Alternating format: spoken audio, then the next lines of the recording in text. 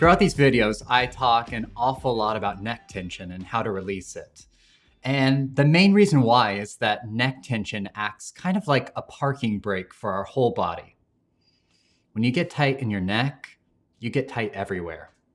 But the good thing is that when you release the neck tension, when you let go of your parking brake, it actually decompresses your whole spine and it allows for freedom throughout the rest of your body.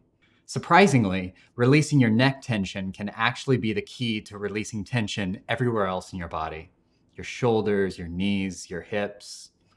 So to help you get a little bit better sense of what's going on with your head and your neck and how you're designed, I just want to show you some key joints and muscles to look out for. Your skull weighs somewhere between 8 to 12 pounds and it rests right on top of the top vertebra of your spine, which acts like a little base for your skull to sit.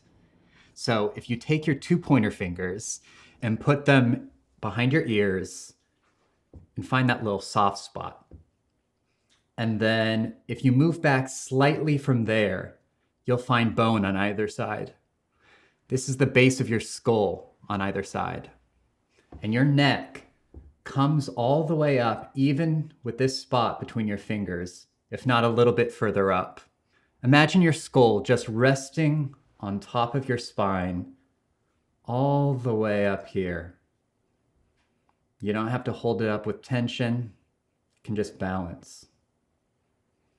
Now, starting really small with your eyes straight out in front of you, I want you to do little nod yeses up and down, initiating all the movement up here at this joint instead of moving forward and back with your neck. Just keep it really small and just notice how high up this movement can start. You can bring your arms down if they get tired. I want you to imagine that between your ears, there's like a little rotisserie spinning, and that's where your head actually pivots from. So slowly let your vision rotate down way up from this high pivot until you're looking all the way down at your lap. And just notice how little movement is actually needed. You might feel like you're really far away from your lap right now, and that's just because you're using your body in alignment with how it's designed. You're only tilting your head from the top joint instead of letting your neck do all the work for you. Now that you're here, you can lift your gaze back up to neutral, pivoting from that high rotisserie spot between your ears. And then you can keep going up and back a little bit too. Make sure you're still breathing. And then come back to neutral. And let your spine reorganize. So, anytime you're working with a computer or you're looking at your phone, you can actually just take advantage of this awesome joint and pivot your head instead of collapsing your neck forward and down. Another place to explore is your sternocleidomastoid. So if you take your fingers back up to those bones on either side and then pulsate right behind them, you'll find the top attachment of that muscle. From there, it wraps forward and down and connects down at the collarbones and sternum in the front.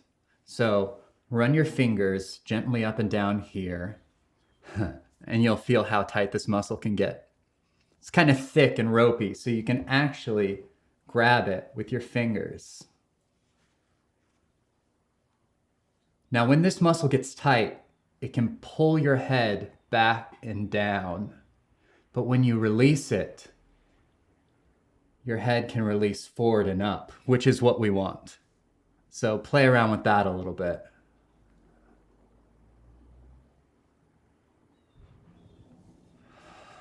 Another muscle to find is at the base of your skull in the back. So take your fingers and feel around for where the skull ends and the neck muscles begin. And you can find your big trapezius muscles, which attach to the skull in the middle. Most people are pretty tight here.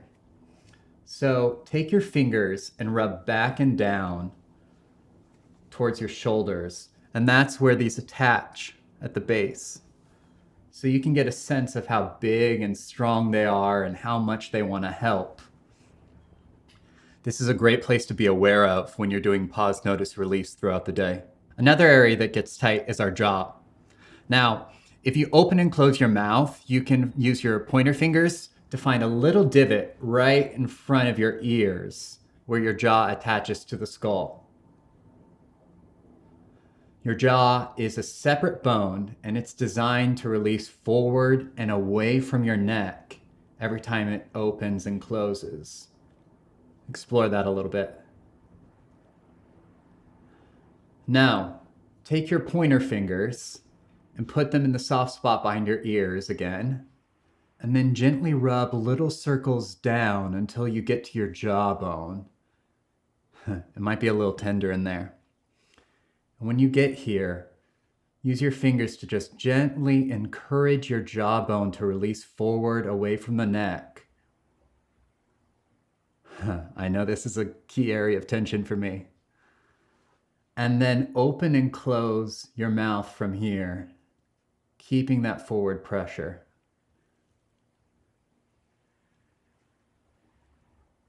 Try one more time. Fingers in the soft spot, massage down, find the jawbone, slight encouragement forward, and then open and close.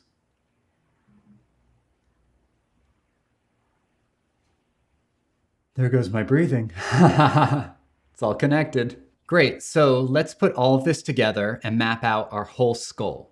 So start with your thumbs on your cheekbones, and then put your pointer fingers on the bones on either side, and then let the rest of your fingers rest on the skull in the back. Everything in your hands is your skull and your head. Everything below that is neck and spine. With your hands in this position, I want you to gently encourage a little bit of the decompression, a little bit of the releasing of the parking brake right at that top joint, and allowing your head to release forward and up. So your nose might drop ever so slightly in response to that. And then just let the rest of the muscles in your neck and shoulders melt. Allow for your lats to be easy, your sternocleidomastoid to be easy, and you can let your hands come back down. If you're gripping in your jaw, you can release that forward and down. You can release your tongue. Everything in your whole neck and shoulders can just melt and be easy so that there can be a decompression off the top of your spine, which can translate into the rest of your body. So find your sits bones on the chair, your feet on the ground. Allow your breath to move.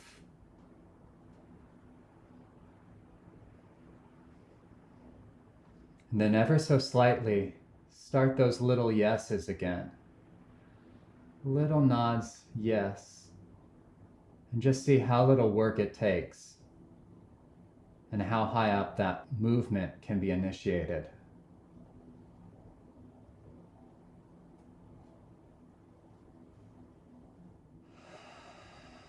Yeah, it's connected to the breath. It's good. Now you have a little bit better idea of how your head and neck are actually designed. So you can play around with all of this a little bit this week. But especially remember that very high rotisserie position that is your pivot point every time you look down at your phone or your computer. Changing this specific habit won't happen overnight, but it's one thing you can do that will have a tremendous impact on how you feel at the end of the day. Take care.